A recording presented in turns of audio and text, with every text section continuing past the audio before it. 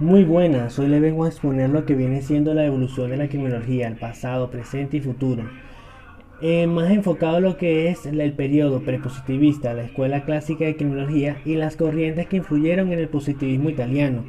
Y claro está, en las teorías de la anomia y la tensión, en el cual tenemos como profesor el abogado doctor David Jiménez, y claro está el integrante, mi persona, Moisés Torrealba, de la Universidad Católica Santa Rosa en la Facultad de Derecho de Criminología, Caracas, Venezuela 2021. Ahora para comenzar diremos que en la presente exposición de la investigación universitaria de la Cátedra de Criminología de acuerdo a la historia de la criminología sobre su evolución en el presente, pasado y futuro, pretendo explicar acerca de su contenido según lo establecido en el programa universitario de acuerdo a su periodo prepositivista, a la escuela clásica y a las corrientes que influyeron en el positivismo italiano y, sin antes mencionar, las teorías de la anomia y la tensión, ya que la criminología desde sus inicios, como cualquier otro fenómeno, ha sufrido una serie de cambios vinculados al concepto que se tenía en cada momento histórico sobre el delito y la conducta del delincuente.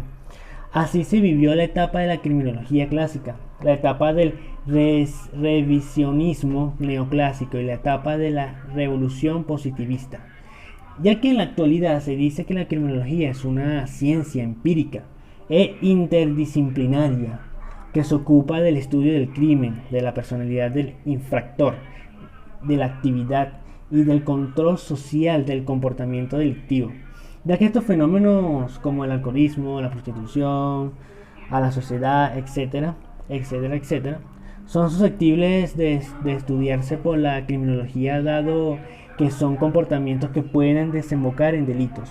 Por lo tanto, en esta presente exposición pretendo exponer, ya antes lo mencionado, algunos rasgos que identifican esta teoría y que sustentan la existencia de esta ciencia a través de la doctrina y del ámbito jurídico en su consecuencia, y cómo es que esta ciencia ha sido desarrollándose durante algunos años. Ya para comenzar seríamos lo que viene siendo el periodo prepositivista, la escuela clásica de la criminología y las corrientes que influyeron en el positivismo italiano, claro está, sin antes mencionar las teorías de la anomia y la tensión. Ya aquí se representa una imagen, lo que viene siendo la historia como tal de la criminología, que es dentro del prepositivista.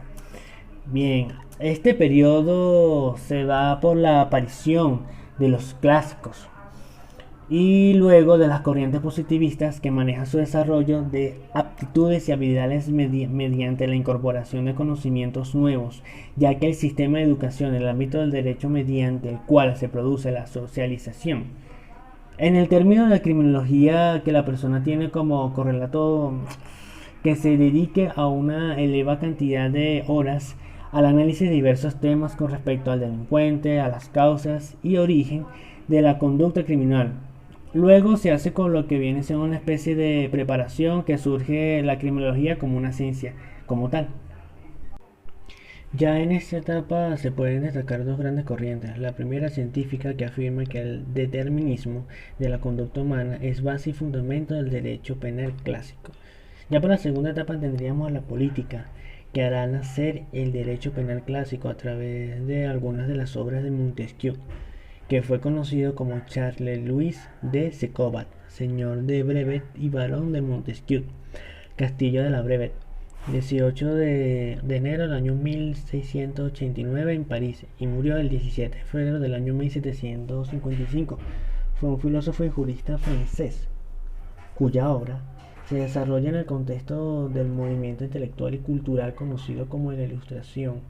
Fue uno de los filósofos ensayistas ilustrados más relevantes, en especial por la articulación de la teoría de la separación de poderes, que ha sido, claro está, muy introducida en algunas constituciones de varios estados. Jean-Jacques Rousseau, 1712-1778, en su influencia Tratado en el Contrato Social, publicado en el año 1762, dibujó una versión muy diferente de la teoría contractual.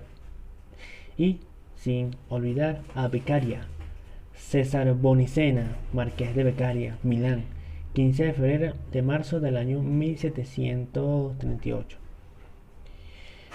Y murió en Ideben el 20 de noviembre del año 1794. Fue un literario, filósofo, jurista y economista italiano y padre de Giulia Beccaria, quien a su vez fue madre de Alessandro Monaceni.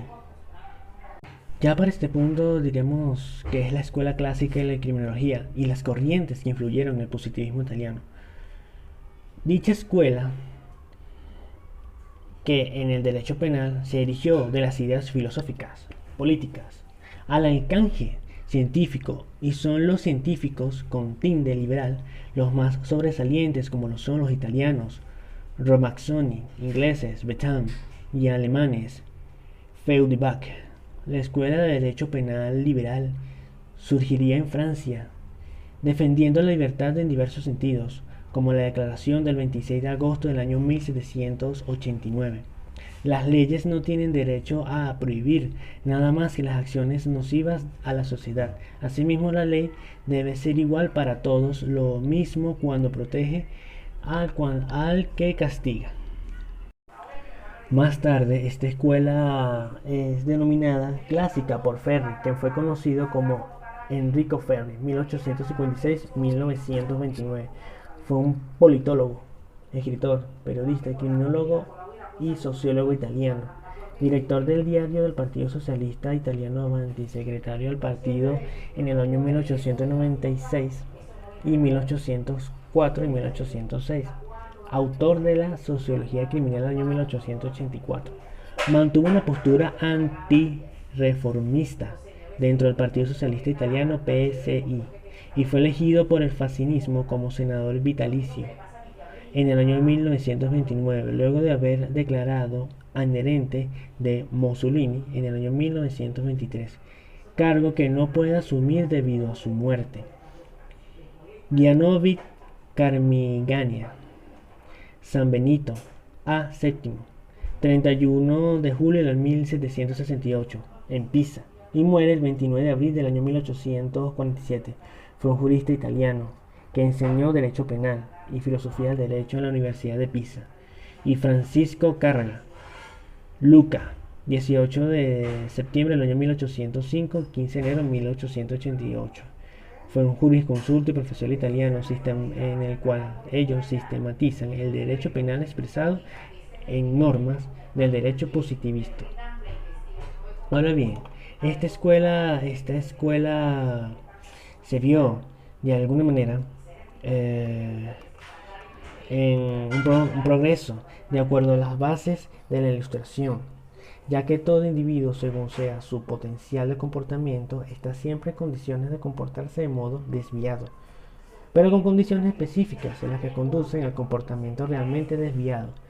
El centro del análisis no es el autor, sino el acto, ya que hay un aporte esencial y, claro está, decisivo de esta escuela es la sentencia de la carrera. El delito no es un ente de derecho, sino de ente jurídico. Para que exista delito tiene que haber violación de alguna disposición de la ley penal. Otro punto sería el contrato social, ya que la aparición del Estado es un logro definitivo para la consecución de la felicidad, disfrute de la libertad y de la igualdad.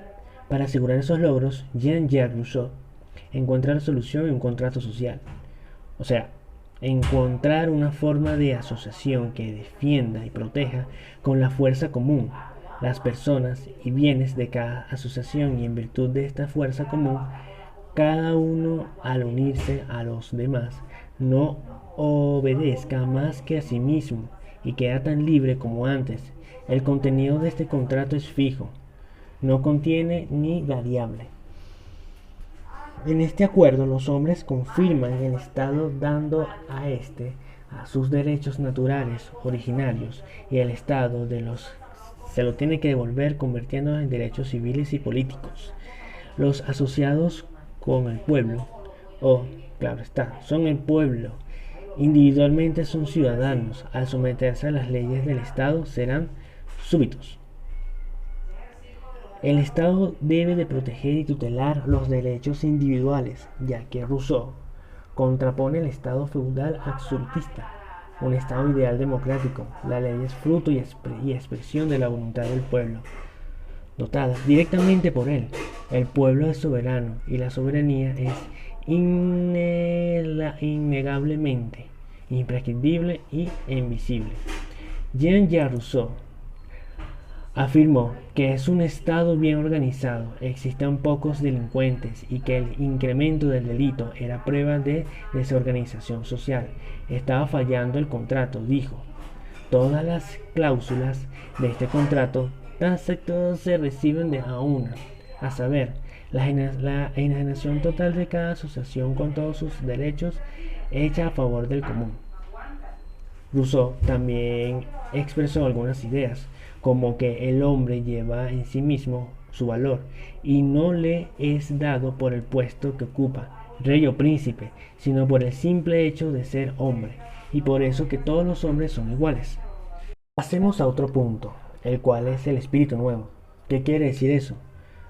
Bien, ya que a finales del siglo XVII se llegaron a producir algunos cambios de actitud frente a los hechos humanos, que son abordados desde su problemática propia y no en relación a la realidad divina, que en ese entonces era Dios. Para ese momento, los hechos eran juzgados y apreciados en una óptica teológica, regida por el Creador. Las normas morales estaban inscritas en la naturaleza humana. La Sagrada Escritura era la palabra de Dios. Era la doctrina de Dios revelada a los hombres. Surgen entonces las reformas, en el cual había personas que lo llamaban los reformadores, personas intelectuales como Carlos de Secobat, barón de Brevet, y de Montesquieu, filósofo que llega a la conclusión que la historia de los pueblos están sometidos a un determinismo interno, ajeno a la provincia. Sobre Roma, su grandeza y decadencia se explica en una nación que se desarrolla, alcanza un periodo de expansión y más tarde se degrada y degenera. Ya aquí estaremos hablando de 4 personas muy importantes en la historia de la criminología, como lo son Hugo Grocio. Belf, Países Bajos, nació el 10 de abril del año 1583, Roscoff, Alemania, y murió el 28 de agosto del año 1645. Fue un jurista, escritor y poeta neerlandés. Elevó el derecho natural al rango de ciencia autónoma, desde la cual se enardeció la lucha por el derecho penal público. Hobbes, Thomas Hobbes. En ciertos textos antiguos, Thomas Hobbes of Melesbury fue un filósofo inglés considerado uno de los fundadores de la filosofía política moderna. Spinoza, Baruch Spinoza, también conocido como Baruch, Benito, Benedicto o Benedictus del Spinoza o Spinoza, según las distintas traducciones de su nombre, basada en las hipótesis desde su origen. Ámsterdam, 24 de noviembre del año 1632. La Haya, 21 de febrero del año 1677. Fue un filósofo neerlandés de origen sefardí, hispano, portugués, heredero crítico del cartesianismo, considerado uno de los 3 grandes racionalistas de la filosofía del siglo XVII, junto al francés René Descartes y el alemán Gottfried Leibniz, con quien además tuvo una pequeña correspondencia. Y John Locke, Winston Somerset, 29 de agosto del año 1663. Essex, 28 de octubre del año 1704. Fue un filósofo y médico inglés considerado como uno de los más influyentes pensadores del empirismo inglés y conocido, claro está, como el padre del liberalismo clásico. Estos hicieron retroceder una idea de la pena como una retribución jurídica por un mantuano divino, por el de su fin en las correlaciones y exterminio de la criminología o del criminal y la intimidación de los otros. Ya por el año 1764, César Beccaria ataca la crueldad desde la tortura como práctica procesal para obtener la una especie de confesión del acusado, exigiendo una reforma radical. Se derrumba el viejo derecho penal, ya que las exigencias de Beccaria tuvieron eco en todos los países. Esto llegó a realizar cambios en las estructuras penales. Ejemplo, Luis V suprimió las torturas de la monarquía, y en la Constitución del año 1789 en Francia se recogen las conclusiones de Beccaria. La concepción del hombre. Hablaremos sobre este punto, ya que en el siglo XVIII se viene un rechazo a la autoridad divina como conductora del Estado, ya que el sistema de justicia criminal que imperaba a mediados del siglo XVIII daba una especie de poder penal ilimitado al Estado. Un ejemplo sería que los jueces interpretaban las leyes arbitrariamente. Los juicios, las acusaciones, las sentencias eran secretas. No se daba derecho a la defensa. La tortura era el medio ilícito para arrancar la confesión, como reinaba de las pruebas. Los jueces definían la traición, creando a su arbitrario nuevos delitos. Se aplicaba pena capital a 250 delitos, entre ellos el de la opinión, en el cual entre el conocimiento y el pensamiento tendríamos a Voltaire. Las ofensas menores eran castigadas por la conocida picota, azotes, estiramiento, el potro y la desmembración, el ahorcamiento en público. En fin, ya que los reformistas clásicos estaban en la búsqueda de un poder límite a los abusos que en nombre del sistema criminal se cometían. César Beccaria en su filosofía penal y John Howard, FRS, nació el 2 de septiembre del año 1726 y murió el 20 de enero del año 1790. Fue un filántropo y reformista de prisiones inglés temprano. Con su lucha de humanización penitenciaria, inicia el movimiento de la reforma en este campo. Un dato curioso, que el FRS en realidad es la beca de la Royal Society. FRS, Formen RS o Hot FRS es un premio otorgado por los jueces de la Royal Society of London a personas que han hecho una contribución sustancial a la mejora del conocimiento natural, incluidas las matemáticas, la ingeniería y la ciencia médica. Como se podrán cuenta, en anteriores ocasiones hemos mencionado bastantes veces a César Beccaria, ya que en su obra de los delitos y de las penas critica las leyes imperantes que califica de heces de los siglos varados. Dice: el verdadero derecho de castigar radica en la necesidad de defender las libertades convenidas por el sometimiento de la comunidad política. Él combatió la pena de muerte y solo lo admitió por excepción, anarquía o seguridad del Estado. Se puso la proscripción, la confiscación, las penas infantes, la tortura, el procedimiento inquisitivo. Sostiene que las leyes penales deben ser redactadas con claridad y las penas equivalentes al mal causado, aplicadas por autoridades distintas a las que intervinieron en su elaboración. Un dato adicional es que él afirmó que el robo es un delito cometido generalmente por la gente pobre y que es mejor prevenirlos que penarlos, ya que el temor en esa época a la pena se debió surgir de la misma ley y no del funcionamiento encargado de aplicarla. En su obra inspiró serias reformas de las leyes penales, como en el caso de Catalina II de Rusia, en su reforma de la Constitución. La otra sería María Teresa de Austria, para abolir las torturas. El otro fue Pedro Leopoldo de Toscana, en la reforma penal de su país. Y por último sería el aclamado Luis XVI, que suprimió las torturas. La Revolución Francesa cogió sus postulados en la Declaración de los Derechos del Hombre y los códigos penales en Francia. Ya que dicha influencia, la obra de Beccaria produjo cambios en el derecho penal, haciéndolo más humano y compasivo, más individualista, y lo dulcificó, suavizando y usándolo como una especie de humanización a las penas como tal. Aquí hablaremos sobre las corrientes científicas que influyeron en el positivismo italiano, en el cual el primer punto sería la evolución del Darwin o el evolucionismo.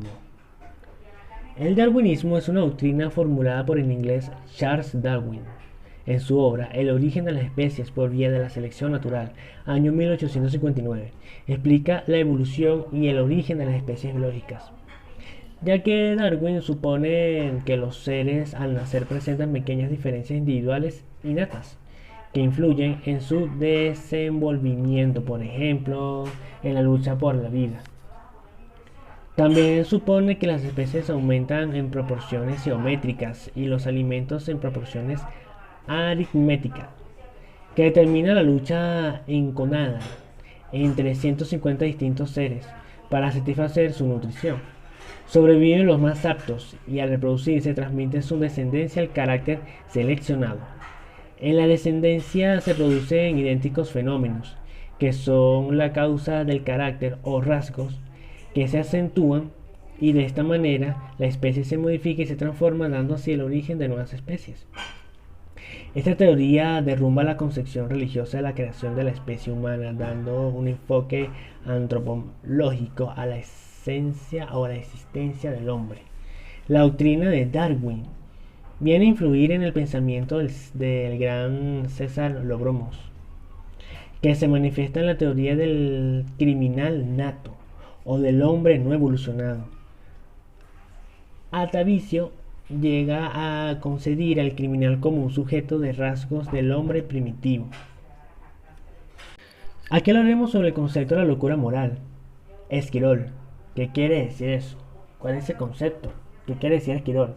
Bien, aquí les voy a decir que las psiquiatrías describen un tipo de locura que no presenta ninguna alteración de la inteligencia como tal, con el único síntoma de un trastorno de la afectividad o de la voluntad que podría llevar al crimen, ya que Juan Esteban Dominique Esquirol describe: se trata de impulsos homicidas a que continuamente da como una afección patológica aparecen en los sujetos cuya moralidad anterior fue irreprochable, ya que parecían trastornos en algunos puntos al grado de afectar su carácter y conducta, como su adaptación al medio, ya que estos sujetos estaban procesos a demostrar una maldad o malicia muy marcada, una avaricia soberbia, un orgullo desmedido o una desconfianza inusual. Son por el general perversos, amorales, desprovistos de tendencias altruistas o de las más elementales convivencias que permitían el desenvolvimiento normal de la sociedad. James Picard en su obra formuló las tesis de la locura moral. Dice que la locura moral está constituida por alteraciones no dudables de la enfermedad, pero hay individuos que presentan de manera dudable alteraciones afectivas, ya que Luis Felipe Pinel dedicó sus estudios a la esquizofrenia y descubrió los principios de la alucinación. También describió la monomania homicida. Impuso como los enfermos mentales fueran tratados en lugares especiales, ya que ellos físicamente eran normales, solo que moralmente estaban enfermos y no tenían poder de discernimiento. En todo caso, no les importaba. Ya que aquí vamos a hablar sobre una teoría que dentro de la historia de la criminología es algo muy importante, en el cual es la teoría de la degeneración moral. Benedicto Angustio Morel publica su tratado en la degeneración de la especie humana en el año 1857, en el cual se ve un análisis al hombre y el que toma como punto de partida a un Adán primitivo, que colocado en el medio desde el principio sería la obra maestra de la creación. El degenerado es un desviado de este tipo normal de la humanidad, en el cual se distinguen las causas de la desviación enfermiza. A primer punto sería la degeneración por intoxicación. La segunda sería la degeneración que resulta del medio social. Y la tercera sería la degeneración que resulta de una afección anterior o por un temperamento enfermizo, en el caso de las tazas o de las taras. Ya para culminar estaremos hablando sobre las teorías de la anomia y de la tensión. ¿Qué quiere decir sobre esas teorías o qué significa la anomia y qué quiere hablar sobre la tensión? Dentro de la criminología, esta situación parece tan cotidiana que fue empezada a estudiar por Durkheim 1858-1917, ya que él fue el fundador de la sociología. Gracias a su obra, El suicidio en el año 1897 se puso la primera piedra con su concepto de anomia, que más tarde supuso la evolución del mismo concepto y la creación del llamado hoy en día en criminología las teorías de la tensión social y o de la frustración. Dicha teoría de la anomia dice que Durkheim parte de las tesis que consisten en la sociología de las fuerzas que influyen en el comportamiento humano individual. Para comprobar esto, él escogió el fenómeno del suicidio, ya que le parecía lo más individual y personal que una persona puede realizar, tan radical que le permitiría comprobar sus tesis. Ya con éxito, el célebre sociólogo encontró que las fuerzas sociales influyen en la tasa de suicidios. Claro está, no obstante, no solo los fenómenos negativos como las crisis económicas generaban un aumento en los mismos, sino un aumento inesperado del bienestar tenía el mismo efecto. Esto lo llevó al concepto de anomia, como que solamente cuando la sociedad estaba perpetuada, ya sea por crisis dolorosas o felices, por trastornos demasiado susceptivas, es transitoriamente capaz de ejercer esta acción. Y aquí de donde vienen estas bruscas ascensiones de la curva de los suicidios. Donde coloqué aquí la página, es la página dentro de la tesis que él realizó. Anomia significa ausencia de las normas. Si lo que viene siendo son situaciones de cambio bruscos, rápidos y radicales que generan inseguridad y desconfianza en las normas que nos rigen. No pudieron pensar en expectativas, en visiones que la conducta debe realizar, pudiendo llegar hasta la decisión de suicidarse. Pero lo que a nosotros nos interesa es la conducta delictiva y este autor, como estructural y fundamentalista, creía que el delito no tenía origen en una patología individual ni social, era consecuencia del tipo de normas del fundamento del orden social, de inevitable desarrollo en nuestra vida diaria y que se produce en cualquier extracto de la pirámide social, en cualquier sociedad, derivados de sus estructuras como tal.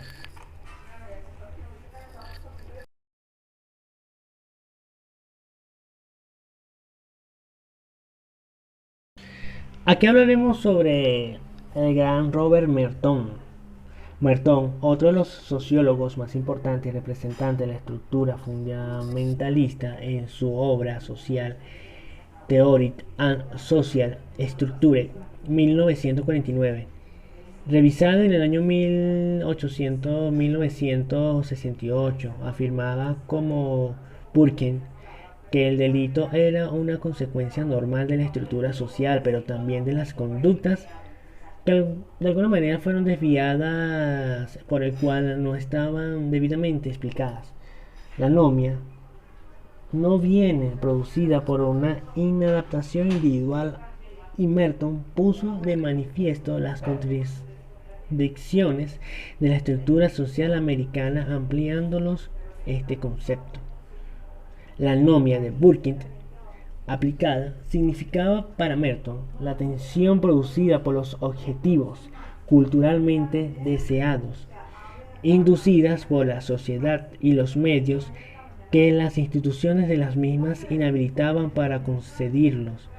No es sólo una situación de crisis de valores o de cambios radicales, es la expresión del vacío que se produce cuando los medios que nos proporcionaría la sociedad como tal para lograr un objetivo no están a nuestros alcances, ya que no existe una verdadera igualdad de oportunidades. Esto viene siendo una crítica al supuesto sueño americano como tal. Ya para ir ya culminando sobre mi exposición, diríamos que por lo tanto, si encontramos nuestras oportunidades para lograr el éxito, conseguir aquello que socialmente está aceptado como objetivo, en el cual es conocido como una estructura cultural, ya que totalmente están bloqueadas por la falta de caminos lícitos para conseguirlo, en lo que es la estructura social, ya que el camino ilícito se abre como una posibilidad que, para Merton, no obstante, hay 5 reacciones diferentes ante la situación.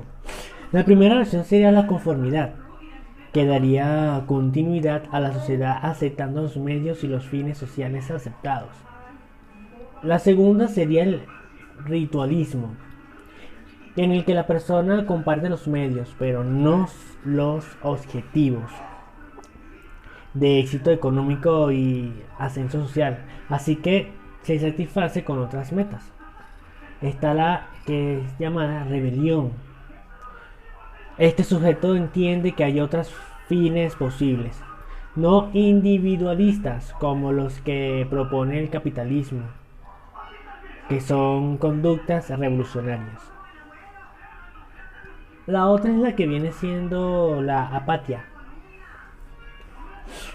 que es el rechazo tanto a metas como a los medios para conseguirlas, cayendo en el derrotismo y la quietud.